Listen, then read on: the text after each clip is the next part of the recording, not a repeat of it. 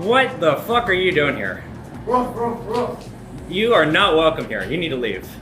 You need to leave right now. I'm gonna call the police. I don't have a fucking thing to say to you. Get the fuck out of my store right the fuck now. Call the police right here. You are fucking trespassing, Jill. Get out of my store right now. I will fucking physically remove you myself. Get out right now. I'm sure he does. He's welcome to stay. You are not. Get out of my store.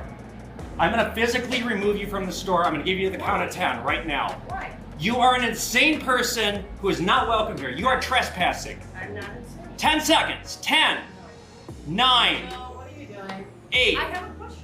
7, Ask me real quick and get it 6. I don't have a fucking thing to say to you. Hold on. Just hold on 1 minute. What do you fucking, what's your question? Spit it out. Have you gotten the autographs back? Excuse me? Have you gotten the autographs back? Authenticate your dad. I don't know what the fuck you're talking about, but if that's your question for me, then I don't know, lady. Get out of here right now. Yeah, you're Get out right now. 5, You told me 4. that your father was going to be. You have no idea how much animosity I have for this fucking woman. This is so unnecessary. This is so inappropriate. Well, you know, I'll leave if you want me to leave. I just came in. I saw your ad. Can I have 2 minutes? Just to tell you what. Yes, but she needs to leave right now. Again, I'm gonna keep counting. We need to do business with either. 4 seconds. All right, 3. You We want me to don't- leave? Yes. Both You know what? Yeah, both this is way too inappropriate. I can't believe you thought it was okay to come in here. All right, let's go. Come on. Evan, do All you right. want me to leave or do you want me to Yes. stay? Both of You know what? She's spoken. She's not comfortable with you here with what Chuck did to Oh, her. we don't even. Let's go. Okay, that's Let's fine. go. Come Thank on. you. Disgusting. Come on. I'll All right. see you. What? Can you please leave? I'm gonna love to. Go I'm a on. gentleman. I let the ladies go first. Well, Okay. you're taking your damn time. I can't believe she walked in here. That's unbelievable. I'm not gonna do business with Fuck anybody off. that's with her. No. Yeah. Absolutely fucking not. Jesus Christ. We could call the police. We today, could. right? I could have physically accosted her. I asked her to leave and she wasn't going to do it. But that's exactly what she wanted. So. There they go. They're tired of getting people going into their shop. Yeah, that was the crazy Karen. I think she wanted me to physically grab her. She did. That's why I didn't let Yeah, thank you. you. Yeah. I would have. Yeah, no. I looked it up. I would have been within my right. You're not allowed to film their faces, are you? Oh yeah, it's a one-party consent state, and yeah, Really? yeah, they're still on Did private she- property. Did she see you with the camera? Yeah, I gave her a thumbs up. Good, she's going on YouTube. So now this is what I am doing so that never happens again, because holy shit, was that crazy. Because I'm a little desperate for content this week, because I have not been filming much. I'm gonna film me opening up one of my holiday cards from my friend's parents. All right, how about that? Season's greetings. Ooh, got the money. Fuck yeah. Evan, a happy holiday and a sparkling new year. Peace and joy to you this holiday season's best year and a happy and healthy. I should be dyslexic, healthy and happy throughout 2022. Love, Scott, Carol, Mike, and Rob. Thank you. It's getting hot in here. Woo! Cool down just a little bit. Or maybe it's getting hotter. Evan Kale, respectable business owner. And then we got, I was joking, what's this, coins? That's coins. It's the President Jackson commemorative. Yeah, there you go. Liquor, commemorating what the great President Jackson loved. Oh. Oh, fuck yeah. Thank you. Yeah, you're welcome. Oh, fuck yeah. Thank you. You downed like 12 bottles of sake that one time. I figured you should get your own bottle. I'm gonna have some right now. Yeah. You want some? For sure. Fuck yeah. Let's do it. Take my gun off.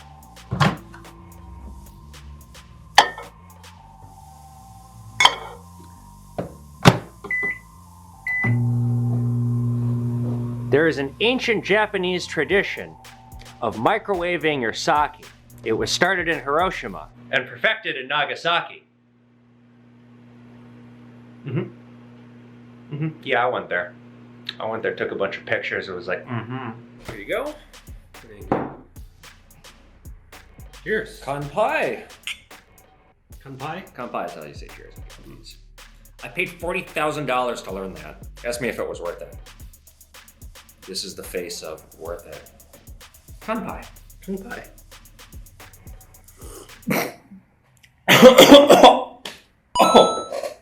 that good cop or bad cop? I wasn't expecting that. I don't know if that's supposed to be microwaved. Yeah, it kind of goes up your nose. Mm-hmm. I think I was supposed to be served at room temperature. Oh well. It's got liquor content. That's all I care about. Tastes good though. Yeah, you can definitely taste the green tea in it. Yeah. So after my last segment talking about these marbles, I had a bunch of you guys reach out to me and you wanted to buy them, and I actually did do a deal. I got $120 for all the rest of the marbles I had, which again, I like didn't pay anything for this, so I was fine to just let it go, because otherwise it was like let it trickle out bit by bit by bit, but I'd rather just take a big fat payoff. Fuck yeah, 120 bucks for all these. In my opinion, someone's lost their marbles paying that price. I have a lot of trauma. A lot. Well, it seems to be a thing this week. I haven't had anyone selling me gold at all, and now I've got everybody off loving it. Well, and it's not a good time. The price is going down, down, down. These, I think they're just plated. Tell us what those are. It says copy. Yeah, these are plated. Yeah. Are they worth anything? No, I actually can't even sell these. I do a lot of business on eBay, and if you have any kind of a numismatic copy, you cannot sell it. Okay. Those should be good. Yeah, I'm not worried about these. So we got 5 ounces here. These are Canadian half ounces of silver. This one I'd offer you 50 on. These are fun. You can snap them. Yeah, you can give them out to people. I had somebody about 2 years ago, they sold me a whole briefcase from the Royal Canadian Mint, and there was like, it was like 500 ounces of silver, and most of them were a gram. Market on silver right now is $22.90. How's 25 an ounce? Sounds good. So $287.50 on the silver, and then on the gold, how's 1,800 an ounce? How much? 1,800 an ounce. 18, huh? Can't do any better than that. 1,805. That works. Yeah. 4 That's times 1,805. That's still gonna be. 72.20. That's funny. All right. Okay. How'd you want to get paid? I would prefer cash if you Okay. have it. I think I have just about that much. Well, this is exciting. I probably can have these sold really quick. I just looked online. These go for like $1,200 a sheet, so I'm gonna get like $1,000 on this deal. And I got some silver. The silver is really high quality stuff. I've seen these before. You could, like I said, I had a guy sell me a suitcase full of these, and like, yeah, these go for like 35, 40 an ounce. So I'll make money there. And then I got these half ounces. These are good. And I have a coin, and I wasn't kidding. I'm probably just gonna keep this for my collection. It's an MS-70 Krugerrand 2017 50th anniversary edition. 50 bucks. This coin's probably worth about 80 or 90. So all in all, yeah, this is a very profitable deal. And I wish I could have one of those every single day. If I had one of those every single day in 6 months, I would have zero debt against this business. I would have, basically I would pay everybody off I owe money to and have a lot of money in the bank if that happened every single day. Too many things going on at once today. Holy shit, I'm busy. I had a massive gold buy. I think that's right. We are having a good day. I think that's the biggest gold buy I've done on my career. I'll show you guys in a second. But now I have this remote deal to go through. It's not really a remote deal. We already agreed on a price. But I just gotta make sure it's all here. It is a ton of really good stuff. You guys remember this. The person is buying a house. So they bought this and they're like, well, now I need money. So they sold it back to me, and I'm gonna just throw this on eBay, starting bid $1. It's like a mix of like graded coins and the eagles in the box, and there's just some like really good silver. We got one of these Osiris pieces, so that's cool. We got another one of these. Is this? Oh, I was hoping it was an error. I gotta go through and make sure all the stuff is here, but it should be about $5,400-ish worth of stuff. I got some kilo bars too. I forgot about those. I need these right now. So I'll show you guys here. This is about $45,000 in gold. It's a mix of eagles and Krugerrands and a couple Swiss pieces, but shit, yeah, this is the biggest deal I've done in like, I basically paid the market price or just a little bit under, and I'm selling in bulk just a little bit over. So I'm not making a ton of money on this deal, maybe about 1,500 bucks. But yeah, it's pretty cool to have this much money just sitting here in my hand. All right, I got some cool jewelry I want to talk about with you guys. You ever seen this kind of jewelry before? Very intricate metalwork. This is called filigree jewelry. It is a delicate, like I said, an intricate form of metalwork, and it's created by twisting, untwisting, curling and or plating together thin threads of pliable precious metal. So if you see something like this, assume it's gold or silver, very least silver plate. And this filigree metalwork, it's not just for jewelry, it's been used in decorative art, royal crowns, battle armor, all kinds of cool things. It got popular in the 1600s, and then by the 1800s it kind of fizzled out. But if you ever see this kind of stuff in a jewelry store or an antique store, assume it is very old. So like these pieces here, I probably paid $5 each on them. I'm asking 25, and then these ones I'm asking 70 each on. And frankly, that's a pretty good deal. I mean, the style's a bit dated, but it is quite ornate and pretty. And this kind of style of jewelry goes back as far as ancient Mesopotamia, like 3000 BC. Archaeologists found some of this kind of jewelry. And I like filigree because, like I said, it commands a huge premium. People usually don't know what it is. Borderline didn't know what it was until recently, thanks to Juliet. Thanks, Juliet. She's my jewelry girl. I'm not gonna call her that. She's my jewelry expert. There we go. That sounds less demeaning. My jewelry girl. No, so when this stuff comes in, it's high dollar stuff. I like it.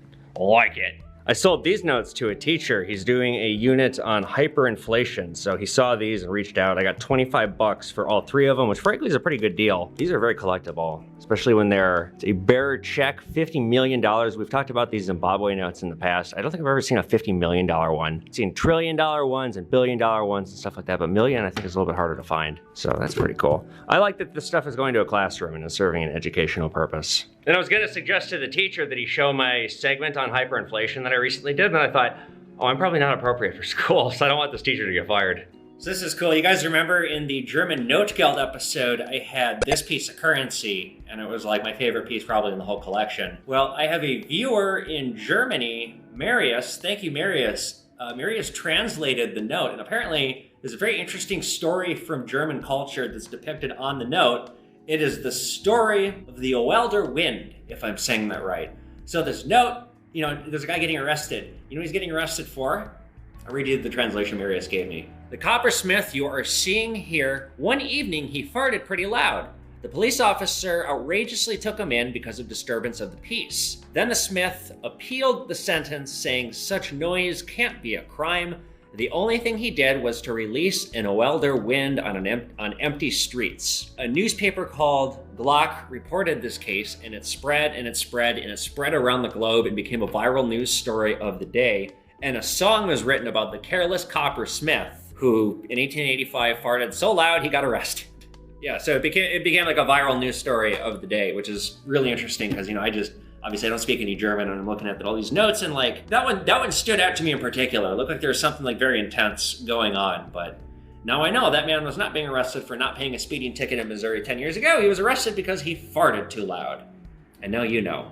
And thank you, Marius, for translating that. Really, really cool. I appreciate that. What's going on, you guys? We're Between the Pond. I'm Evan.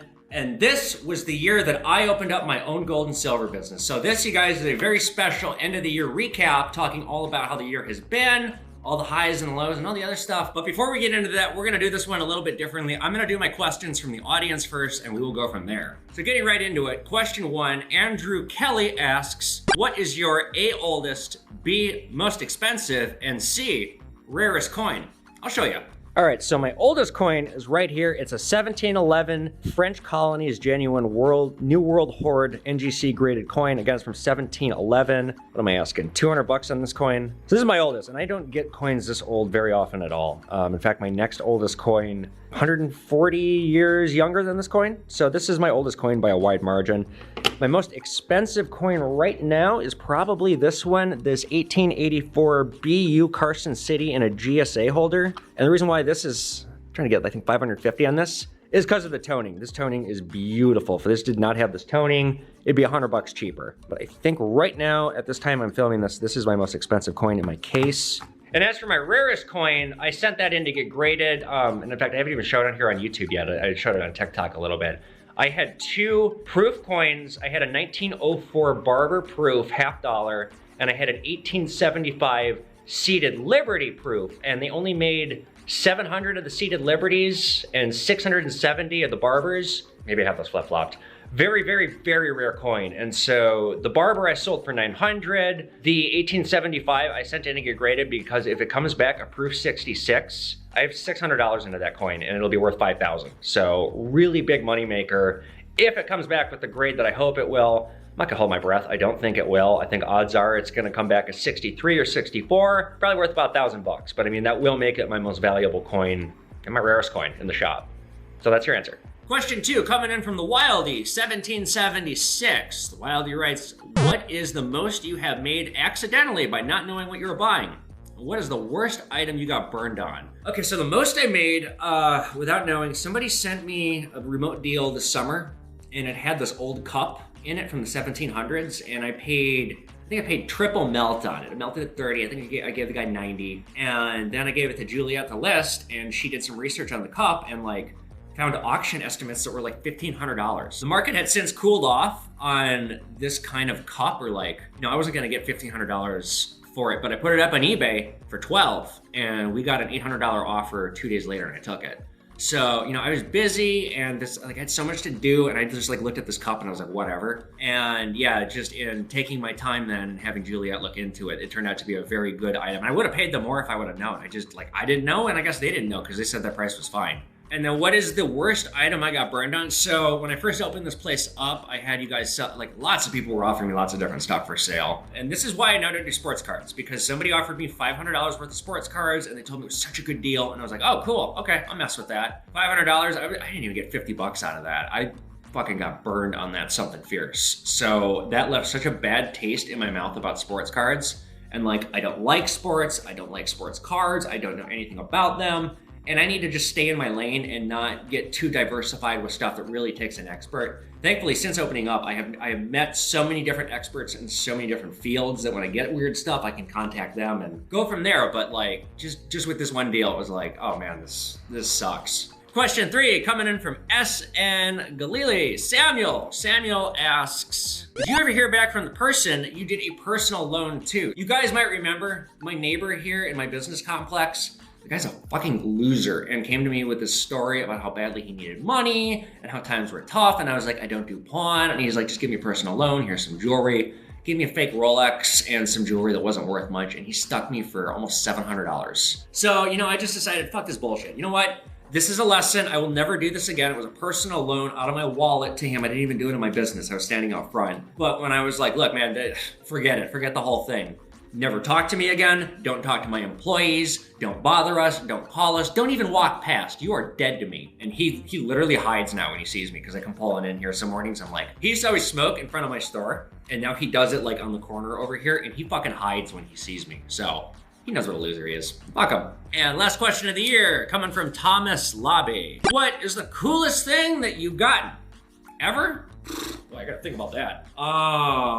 The Fidel Castro business card. I guess I didn't have to think about that. That was cool. I did sell that for $800. I think I paid $75 for it when I worked at the old shop. And yeah, I liquidated that when I was opening the store up because it's like, I need cash. And I got like no money into this thing and I knew it was worth a lot of money. So yeah, I sold that to somebody for $800 and I'm pleased that I sold it. I needed the money, but it was a really cool item. Really glad I was able to do that deal and learn about that and have that and photograph it. And like, every time like a cool item comes in here, even if it's something terrible, I have the opportunity to share it with people. You get to see historic relics when you watch my channel and check me out on social media and TikTok and Instagram and all that stuff. Good or bad, I've always got history in here and I love the historical gems that come through. So with that, you guys, let's recap 2021 for me. This year, oh my God, this year was one of the probably the most incredible year of my life. It was full of great highs and terrible lows. My God, I completely transformed my life in the last year, and I really could not have done it without you guys. So let's start back to January to last winter. I was in a mental health crisis. I was in the worst mental condition of my life I have ever been in. Frankly, probably so is Juliet. The two of us, we were in such a hostile atmosphere where we were being so mistreated and it was just insanity, one thing after another. It was like, it's no way to be in a working environment when you're walking on eggshells and you can do no right. And every good thing you do, you get nothing. But every bad thing you do is like a nuclear weapon going off. And it was killing me. I wasn't sleeping. I started suffering panic attacks. I had a really bad encounter with the Minneapolis Police Department. And I got diagnosed with PTSD. I had to see a therapist for years. I started having panic attacks for the first time in my life when that happened. And I worked past it. And I started having panic attacks again at the start of this year. So it was bad. It was really bad. And just the ramifications it was having on my mental health were awful. Look, it became apparent to me that there was no way in hell that I was gonna be able to make anything work with the shop that I was at. I wasn't gonna be able to buy it. I wasn't gonna be able to continue working there. I was suddenly faced with the prospect of like, well, what am I gonna do?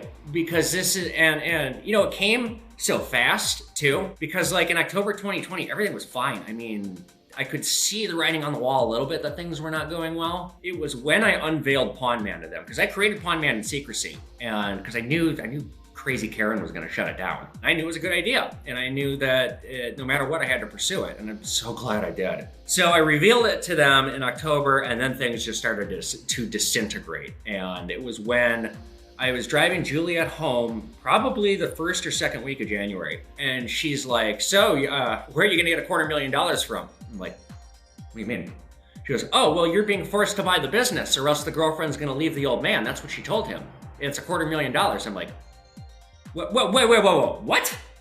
And yeah, sure enough, it was a shotgun sale. And yeah, so the early winter was attempting to put together a deal and make this happen. And then it did not work out. So I left. Juliet's my partner here, and I'm not gonna throw her under the bus. And I was being mistreated, and she was being mistreated in a different way that was much, much more disgusting. And I'll let her, if she wants to talk, she can talk about it. I'm not gonna bring it up what happened. But there were days where she'd be in tears in the car of what was happening to her. And it was just like, fucking, this isn't gonna work. This is so bad on so many levels. I mean, not only was the old man just being like disgusting with her, but like his friends would come in and just pick fights with her and would be so awful to her. She'd be so upset she couldn't. There were days where like she left because she was so upset she couldn't work. And it's like, old man, your friends can't come in here and do this shit. They're not even buying anything. What the fuck is wrong with you? And it wasn't stopping. I tried to stop it. Quitting was all we could do. And it's the best decision I've ever made in my life, by far, walking away from that deal. I'm so glad I did. And in the process of leaving, here's the other interesting thing that happened to me this year. I ran for Congress. I'm still on the ballot. I attempted to run for political office this year. I spent 3 months of my life like actively doing this. And I'd love to make a long video about this because, you know, of all the big things that happened to me this year, like this definitely was like a really big thing, and it just consumed so much time, and it was such it's very interesting that I went about doing this. I'll give you guys a short version. The short version is, as I was in the throes of this mental health crisis, this is now in February, one of my followers on TikTok on my comedy account approached me, and this is a person who would actively watch me a lot when I would go live, and they would goad me to talk politics because I really do like politics, and I talk about it a lot. I care a lot about the American political system. So this follower approached me, messaged me on Instagram, wanted to set up a phone call and talk to me about potentially running for office. And I'm like, what? And this person calls me and tells me that they're this up and coming political star, and they've been running political numbers for years, and they can predict elections, and they have all these connections, and they're looking to become the campaign manager of an outsider candidate in an interesting race. And after running a bunch of numbers and predicting a bunch of polls, he thought that I could primary Betty McCollum in Minnesota's 4th congressional district and pull an upset, like kind of like how AOC did it. And I was like, that's ridiculous, no. And he's like, please think about it. Like, I don't think you understand what kind of an opportunity we have here, the resources that I have, what I'm capable of doing. If you say yes, I will be able to raise $100,000 for your campaign inside of 10 weeks. Okay, I'm listening. I was in communication with them for about a week, and they really sold me on this. I said no 3 times firmly before they finally sold me, because they assured me that they had the means to move mountains and to get a whole team behind me and to make this happen. You know, and it's gonna be really good for your business too, because, you know, people like an entrepreneur who opens up a business and then runs for office too. So I bought his bullshit, and I fed into it, and I ran, and I registered, and steadily over the course of 3 months, I learned that this person was a fucking con artist, complete narcissistic, insane megalomaniac with some bizarre convoluted plan that to this day I still don't know what he was doing. The first warning sign should have been that he was 19, because I was like, wait, how old are you? You sold yourself like you were in your 30s and you had a lot of experience. You're 19. Okay, I wouldn't trust myself to do anything when I was 19. The kid raised no money. Everything he sold me on was a lie. And as I got to know him, it became apparent to me that this is a person who's just a compulsive liar and like actually can't help himself, but just lie. And I would catch him in lies, and then he would be like, well, no. Like, he once said in my car that he had the Prime Minister of Canada's phone number. I said, so what is it? Oh, I don't have the Prime Minister's number. I have the Deputy Secretary's phone number. Okay, what is it? Well, not the Deputy Secretary. I have their assistant's phone number. Okay, what is it? But my phone's not working. Shit like that. And like, I finally just, after 3 months of this shit, I was like, this isn't gonna work. I'm gonna get off this train right now. I've already embarrassed myself enough. I did like a soft announcing on Instagram that I was gonna be running. And what made the whole thing go up in flames was I was going to like call a press conference. I did call a press conference. Spent all this time rehearsing and writing a speech, and the campaign manager, was supposed to call a press conference. And the day before, he's like, oh yeah, like all the media outlets are coming. Like we're gonna be downtown St. Paul, we're gonna rent a podium. It's gonna be big news. I bet you're gonna be on CNN tomorrow. The next day, time for me to announce, literally no one was there. 2 of my friends showed up. There was a homeless guy that was like muttering to himself, but it's pouring rain, mind you. And I'm sitting here like this, and it's like, holy shit, this is a disaster. This homeless guy gets up, like, it's like, so what are you doing? And I'm sitting there, and the look on this kid's face, and he goes, his thing was, I can spin it. Oh, he's like actually like a gay cartoon character. It's literally what he sounds like. Did I mention this kid's Canadian and like actually legally can't be doing what he was doing? Every time I asked him about that, he had oh, it's fine. No, it's fine. It's fine. And like I dug into it, and it's like, no, it's actually not fine. You can't do this. Nobody shows up. It's pouring rain. I rented a podium. I'm standing there getting drenched. There's a homeless guy and 2 of my friends staring at me. And he's like, we're just gonna go live on TikTok. You'll just announce on TikTok. So I did my speech, and it's just like afterward I went to lunch with him, and I was so pissed. And I just was like, yeah, fuck all this. And the next day I let him resign, but I fired him and just the whole thing. So my name's still on the ballot. And here's what really got me about running for office. I put a lot of time into this, and it's crazy to think that I even could have attempted to do it with how fucking busy I am with this business. I bet I spent 100 hours cold calling people, trying to get donations, or having political conversations. You know, hi, my name's Evan Kale. I'm running for Minnesota's 4th Congressional District as a Democrat. Do you have a moment to talk about the issues? I had great conversations with people. I really meaningful, impactful conversations that illuminated a lot to me about how people are hurting that I didn't even know. At the end of all these conversations, every single one of them, you know how it ends? Great chat. Will you cut me a check? No? Come on, give me some money. I need some money. I mean, I wouldn't ask it like that, but every conversation you have when you're running for office ends with, I need money, give me money. And I just felt disgusted by that. It left a terrible feeling after every phone call that I would just, you know, it's like goddamn, I don't want to ask you for money. I like this conversation we had, but unfortunately that's how the American political system works, is money. And the reality was my opponent who I'm up against, I guess, yeah, still up against, I'm still running, has $500,000 in the bank and has been she's a 10-term incumbent. She's been in Congress since 2001, which frankly I think disqualifies her more than anything, because if you're going to be in Washington for 20 years, inevitably you fall into a bubble and you don't know what your constituents need. So yeah, I ran for office, interesting, and I am still on the ballot, but that was one of the interesting things that I did. But the biggest thing I did here was in the spring, open this place up, and it has been such an incredible journey watching this business grow right before my eyes, continue to expand. I hired more help.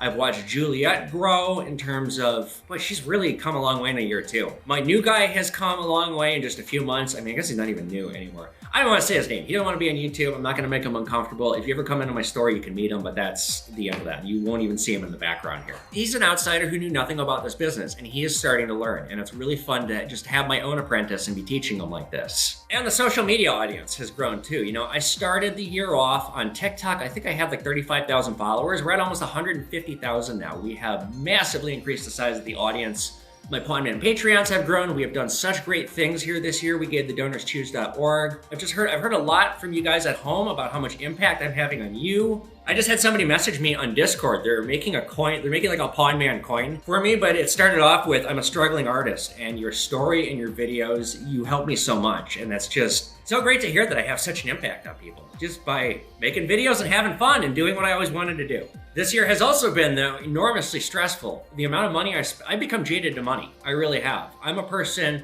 I was so poor, you guys, 3 years ago, so poor I didn't have a car. And $100 was a lot of money to me. The amount of money that I spend now, fucking, I don't even blink. I spent $50,000 yesterday. I didn't even blink. I think about this every day, just how much I've grown in a year, how far I've come, and what I built, what we've built. When I opened this business up, the first 2 months, the first 3 months actually, were pretty scary. I opened in April, and it wasn't until June that things started to turn around here. If I didn't have my social media audience, there's no way I could have made it. It was 100% propping me up for the first couple months. But then word of mouth got out about me. fucking, I'm giving all my competitors a hell of a run for their money. I bet I'm doing more sales myself than 2 of my competitors combined. I'm not gonna say all of them combined, but I bet I am actually larger than most shops around the city, the ones that are established. I've ended the year, I've expanded my store, I got more showcases. Every day this business grows just a little bit more. And I'm so excited about the future. I don't know what next year is going to hold, but if it's anything like this year, it's all good things. Well, that doesn't match what I've just been talking about. Horizon's looking bright, is what I'll say. And the final thing that I want to talk about is the elephant in the room about the video, which was what happened in this business. So for those of you guys confused, that crazy interaction that I had, that was the old man's girlfriend. And that wasn't the old man, that was his friend. Something was going on there, and I don't know what it was. There was some kind of a plan. And I can't believe that she's crazy enough to come in here and pull a stunt like that. Like, I actually thought she knew better. Don't overthink people like that. What I think was happening, so they pulled up, I'm busy on my computer, and Juliet goes, oh my God, is that Jill? I'm like, what? No, what? Oh my God, what the fuck is she doing? She comes in, the 2 of them come in here, and the old guy had a briefcase, and he said that there was stuff in it. But here's what doesn't add up. First thing he said was, I saw your ad. I don't have an ad. Second thing he said was, I want to do some business, but he's with her. Now, he wouldn't go pick her up from their apartment. He would have left the old man's shop to come here. So let me get this straight. You left your friend's gold business with his girlfriend, who I have a long history of animosity with. And you came here instead of seeing your friend to do business and you brought her? Either he had fake merchandise, was trying to rip me off, or they're so desperate that they thought they could do some business with me. And it's like, no, I'm gonna let you guys die on the vine. This is fun. Or C, she had her hands in her pockets. She had, I think, 1 or 2 things in her pockets, or both. She either had a tape recorder or she had a gun. She might have been crazy enough. That might have been a bait either for me to physically grab her, which again, I wasn't kidding, guys. I looked at the law. I can, as long as I use reasonable force, and like I don't like throw her out head first and break her neck, I can physically remove people from my business if my safety's in jeopardy. But I think that's what she wanted. And whether it was either to try and pull some crazy shit trying to sue me or to whip out a gun and shoot me, I don't know. And if you're like, Evan, you're being dramatic. No, I'm not. This is the person. So they were so paranoid about me stealing because I guess somebody else stole from them and got away with it, like, a lot of money. This lady's response to that was the guy who stole from them owned horses. And I heard her say, I wanted to kill his horses. I was gonna kill his horses. The old man, I'm not gonna use his name. The old man talked me out of it, but like the old man was like, yeah, she wanted to kill his horses. It's like, that's not how rational people deal with problems. You can't do crazy shit like that in a society. So that I never forgot that when I heard that, and I went home that night thinking like, oh shit, if everything goes south, this lady's gonna be fucking nuts. She's harassed me since I left that business. I don't talk about it here because I'm trying to stay away from their shit, but I need to document what's going on here, you guys. And like, I need it to be known that I have left them, I have forgotten about them, they have not forgotten about me. And this lady has continued to harass me, and this was the final straw, which has happened. I'm actually concerned. This woman has such a toxic case of Karenism that it is actually dangerous. This is a person who is so certain that they are right and so entitled and can't even perceive that there might be something else outside that they don't quite fully see. That like you heard me, all I said to her was get out, you're trespassing, get out. Didn't budge. Didn't occur to her that she might be in the wrong there. And somebody like that is look, stupid people are dangerous, and that's dangerous. I don't want that anywhere near me ever again. And on top of that, you guys, I said things don't add up here. I know for a fact, because I've heard it from a couple of you guys, you've accidentally called there asking for me. I don't know if you're doing it to prank them or like if it's just a simple mistake. I think it was a simple mistake with the people I spoke to. If she answers and you ask for me, she goes ballistic, she swears, she threatened to have someone arrested. And this is recent. So she comes in here with this, why can't I be? Well, I didn't do anything wrong. It's all an act. There was some kind of insidious plot going on there. I'm glad Juliet was here to calm me down and diffuse it. And, if she ever comes in here again, I'm just gonna call the police. Simple as that. All right, you guys, final things to talk about before we wrap up the videos here for the year video. I'm gonna be off for 2 weeks. I just need a little break from YouTube because this is a lot of work, as I always say. I might post the interview with my dad between now and mid-January, but I'll be back mid to late January. Pondman will resume. We're gonna have such great content. The first episode of the new year is gonna be all about the Republic of Minerva. I'm very excited to talk about it. It's a great story. My Patreon tiers have changed. It's just too much work for me to be sending stuff out every month. There's too many of you guys. It is, sending out gifts for Christmas was at least 6 hours of work for me, and I'm so busy. I just don't have time to do it. And like the cost of it is adding up in a way that it's like, I need Patreon to pay for YouTube. I can't be using it as a good that I am selling, as I spoke about in the last Between the Pond. Final thing I want to say to you guys is I am looking for a researcher. If you are interested in being a researcher for me for episodes and for TikToks too, what that would look like is right now I have, you guys have noticed I've been doing a lot of fact videos on my TikTok lately. I have Juliet do that, and you know, it's up to her if she wants to keep doing that or not, but I'd rather just have somebody have that be a designated job, like a researcher for me. If you're interested, let me know. I can't pay you a lot, but I can give you something. So you would be doing, you know, whenever I have a topic, you give me like 2-3 pages worth of notes so I could go through and just do a monologue, or you give me 10-15 facts about whatever random thing that I'm looking for TikTok. Because again, I'm getting so busy. I don't have time to be doing research like this. Like my time is my most valuable commodity. So if anyone's interested, let me know. You guys, please become a Pondman Patreon. If you watch this a lot, $1 a month makes a difference. Get my books. The sequel to my Nazi hunter novel, Wolf in the Jungle, will be out probably by the end of January. It got a little bit delayed, but I've been trucking along on it. I'm so excited about it. Follow me on social media, at Evan Kale, at pawn.man. Don't fall for scammers, you guys. There's a whole bunch of scammers. Use common sense. I will never solicit you guys for money or anything. You come to me if you want to buy stuff. And I just want to thank everyone who's a Patreon, my editor Keenan, my workers Juliet and the other guy who shall not be named, all my supporters, viewers, everyone. You guys have made this such an incredible year. I will see you guys back here for more Pondman in 2022. Again, thank you guys. Talk to you later.